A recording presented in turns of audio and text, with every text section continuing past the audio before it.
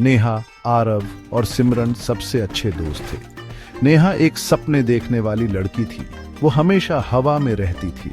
Aarav practical था। वो हमेशा जमीन से जुड़ा रहता था। सिमरन फनी थी। वो किसी को भी हंसा सकती थी, चाहे कितना भी बुरा दिन हो। उनका एक सपना था।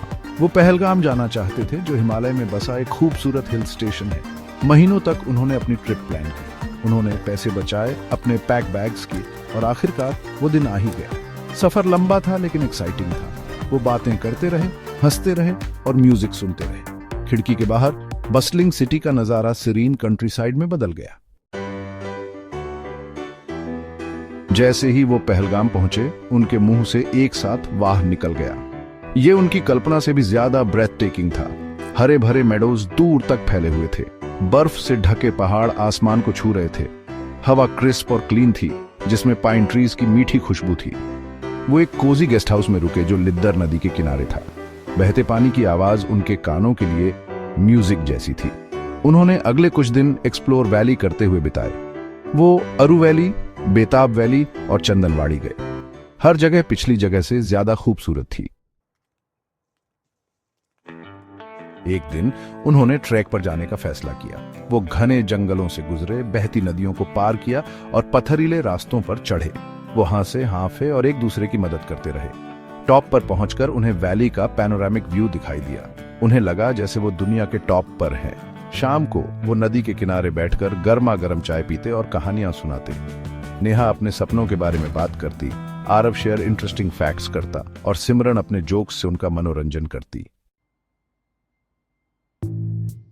एक शाम जब वो चाय का आनंद ले रहे थे, उन्होंने देखा कि कुछ लोग एक छोटी सी दुकान के पास इकट्ठा थे। उन्होंने बातचीत के कुछ टुकड़े सुने। अनरेस्ट और प्रोटेस्ट जैसे शब्दों ने उनकी रूह कंपा दी। आरव, जो हमेशा प्रैक्टिकल रहता था, उसने सिचुएशन के बारे में पूछताछ करने का सुझाव दिया। दुकानदार ने चिंता से भरे चेहरे के साथ उन्हें पास के एक कस्बे में अनरेस्ट के बारे में बताया। उसने उन्हें सावधान रहने और रात में बाहर न निकलने की सलाह दी। उनके दिलों में डर समा गया। अनरेस्ट की खबर ने उनकी छुट्टियों पर एक साया डाल दिया। नेहा खास तौर पर डरी हुई थी। वो वर्स्ट इमेजिन कर रही थी। आरव शांत और संयमित सिचुएशन को समझने की कोशिश कर रहा था। उसने उन्हें याद दिलाया कि वो गेस्ट हाउस में सेफ हैं। सिमरन खुद डरी हुई होने के बावजूद अपने जोक्स से माहौल हल्का करने की कोशिश कर रही थी। उन्होंने घर के अंदर रहने और दुकानदार की सलाह मानने का फैसला किया। उन्होंने रात ताश खेलते, कहानियां सुनाते और सिचुएशन से खुद को डिस्ट्रैक्ट करने की कोशिश में बिताई। नदी की आवाज, जो आमतौर पर सुकून देती थी, अब रात के सन्नाटे में तेज लग रही थी। हवा का हर झोंका अनिश्चितता की फुसफुसाहट लेकर आ रहा था। अगली सुबह हालात थोड़े शांत लग रहे थे। उन्होंने लोकल अथॉरिटीज से कांटेक्ट किया, जिन्होंने उन्हें आश्वासन दिया कि सिचुएशन कंट्रोल में है और उन्हें घर वापस जाने के लिए सेफ पैसेज दिया जाएगा। उन्हें राहत मिली।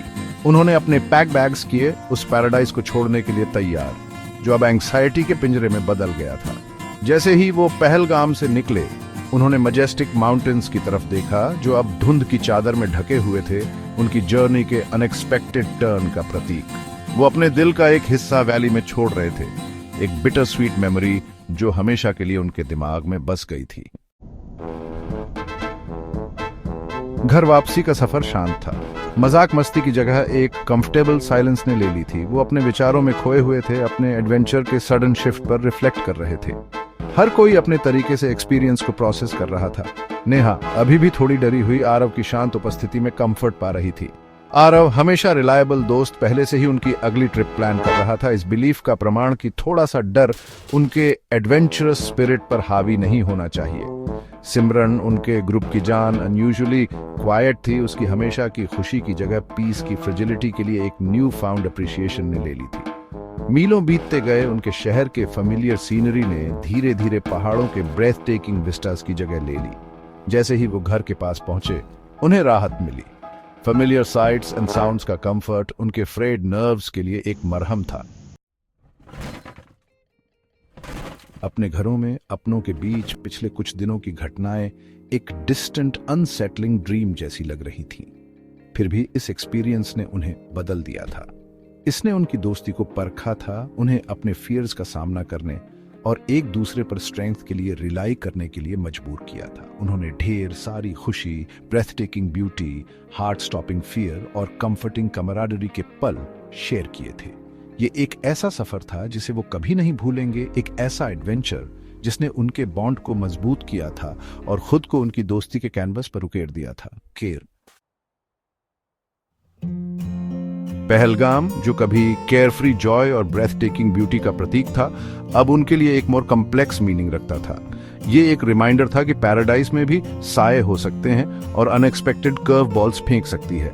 फिर भी ये दोस्ती की इंड्यूरिंग स्ट्रेंथ, एक दूसरे में मिले अनवेवरिंग सपोर्ट और ह्यूमन स्पिरिट की रेजिलियंस का भी प्रमाण था। पहलगाम उनके लिए हमेशा कंट्रास्टिंग इमोशंस का मिश्रण रहेगा। एक बिटर स्वीट मेमोरी, एक ऐसे जर्नी की जिसने उनकी दोस्ती को परखा और अंततः मजबूत किया।